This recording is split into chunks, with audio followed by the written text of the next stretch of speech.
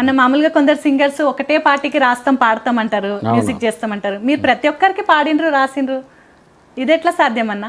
రాశాను, బట్ ప్రతి ఒక్కరికంటే మీరు అందులో తేడా చూడాలి.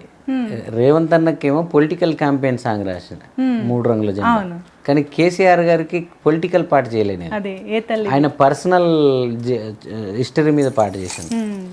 అది దానికి దీనికి చాలా తేడా ఉంటుంది. అదేనా? సో అట్లా అంటే పార్టీ పరంగా, ఆ ఎలక్షన్ పరంగా, వీటి పరంగా నేను రేవంత్ అన్నకే చేసింది. అక్కడ చంద్రబాబు నాయుడు గారికి చేశాను. అన్న జగన్ అన్న కూడా రాసిండ్రు. అది కథాగానం.